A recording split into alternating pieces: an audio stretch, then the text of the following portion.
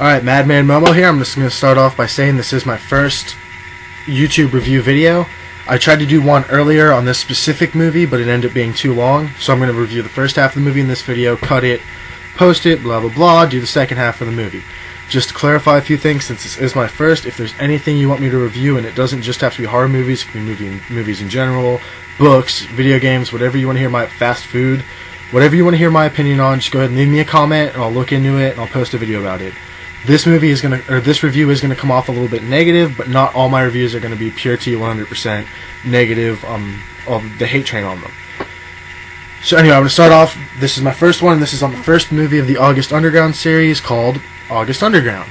So I was doing a lot of research and watching a lot of review videos that talked about like the sickest and the goriest and the top 10 most depraved movies and all that type of stuff. And I kept seeing the August Underground series coming up as a whole. Now, I will give the other people credit. They did specify later on that August Underground Part 2, Mortem, is the worst in the series. But I heard one reviewer put it like, if Mortem got a 10 out of 10, August Underground Penance got like a 9, and then August Underground, the first one, got like an 8.5. Not so much. So this one is centered around August Underground, the first one. I'm going to get to the other ones later on. So I watched that movie yesterday, and it was completely a waste of time. It was 71 minutes of just nothingness. I hope I pronounced his name right. Fred Bogle, I think, who's supposed to be like everybody who loves horror movies and gore and all that, like bows down to him like he's the fourth coming of Jesus or something. And then Toe Tag Pictures were working on this whole series together, and it was, you don't see it. As far as this first one's concerned, you don't see any of the murders or any of that stuff happening. You only see the aftermath of it, and it's like, yeah, it's kind of realistic, but it's not really realistic. So now I'm just going to go through the movie scene by scene. So I'm going to tell you now there's going to be a lot of, just spoiler alert, I'm just going to tell you the whole movie in these two videos, so hopefully it'll be under 20 minutes. The movie starts out where it's just a camera guy following this fat dude who's like his friend, and the fat guy's like the serial killer. So the camera guy follows the fat dude down into the basement, and there's a girl tied up. Of course, she's naked in the chair, because what would a horror movie be without nudity? So now I'm thinking there might be a little bit of promise here, even though some franchises have been able to get away without putting nudity until the third one, but whatever, neither here nor there. So this girl's tied up in the chair, and she's all covered in blood, and her hair's a mess, and the fat dude shows that like he cut off one of her nipples. And now this is where I'm expecting like these amazing toe tag graphics and special effects and makeup design to come in. No, it's someone took a band-aid, painted it red, stuck it in place. So then they go in the bathroom, and there's the girl's boyfriend, I guess, is dead laying in the bathtub, and apparently they cut off his manhood, and by cut off his manhood I mean tucked it back and put another one of those damn band-aids in it, because I guess there was some sale at Eckerd on fucking band-aids and red spray paint. So that's pretty much all that goes on in that scene. And then the movie has a habit of, like, it shows you the aftermath of what happened, and then it cuts to just random crap in this dude's life, like he's trying to do an online vlog, like he's putting together a video diary. So it jumps from that to, then it's just like him and his buddy driving around, and they pick up a hitchhiker, and the fat dude's like, oh, well, I'll give you $20 to show me your boobs. So of course, with it being a movie, the girl's kind of iffy on it, but then she shows her boobs. So then he holds up $20. He's like, no, if you want the $20, you gotta show me your crotch. And she's like, I don't want to show my crotch. He's like, show me your fucking crotch. And she's like, okay. So she shows her crotch. Alright, we have more nudity. Cool. Can we get to the part that everyone's been talking about? The gore, or even some semblance of a plot. I'm not saying all movies have to have this really defined, deep plot, but this movie had nothing. But anyway.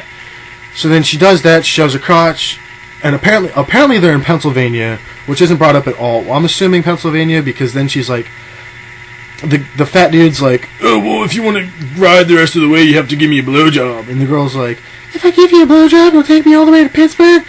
And so they stop the car and they get out. And apparently all major highways through Pennsylvania, or at least the ones that lead to Pittsburgh, you know, that huge urbanized area, are 2-lane backwoods roads behind abandoned buildings.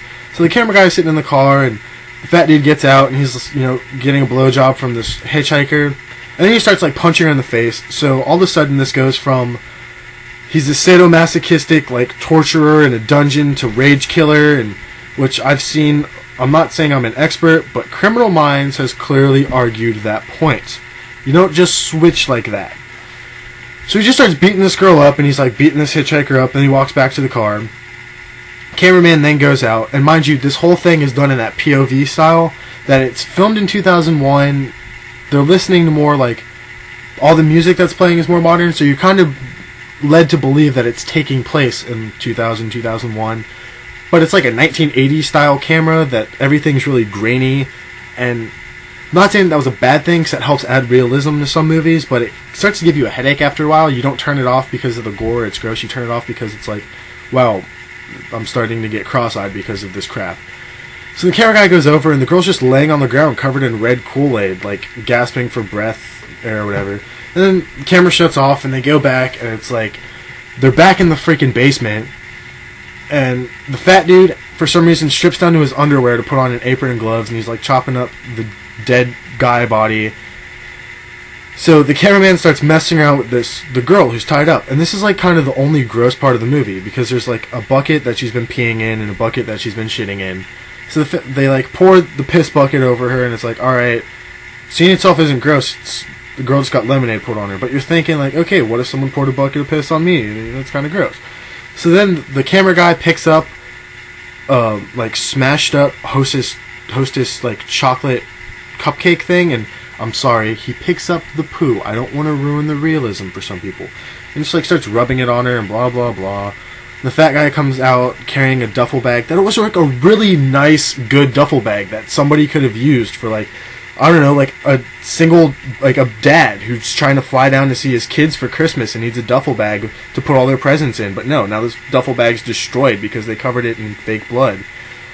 So he like pulls it out and he's like rubbing the girl with her boyfriend's dead hand, and then they take the duct tape off her mouth, and there's an apple core in there, which I guess is some deep symbolism for humility and treating her like a roasted pig. No, it's just an apple core, and then they taunt her with another apple. And then it cuts away, like the camera shuts off, and it cuts back on, and they're driving around, and they pull up to this, like, subdivision. No, this is where they're at the concert. This whole scene has absolutely nothing to do with the movie. It just shows the camera guy standing out, like, kind of towards the back of the crowd, while the fat kid is, like, kind of jumping around in a mosh pit as this really crappy cover band covers Blind by Korn. And that turns into a mosh pit, which then turns into the fat kid getting into a fight, because apparently this sick killer can't handle mosh pits without getting angry. And it's just like 5 minutes of him and the kid that he was getting into a fight with going back and forth, calling each other a faggot, telling each other to go fuck themselves. And then the one security guard who pulls him out of the club is like, or it's not even a club, it's like a venue. It looks like a warehouse, but not in the cool way that like the hip underground bands perform in abandoned warehouses.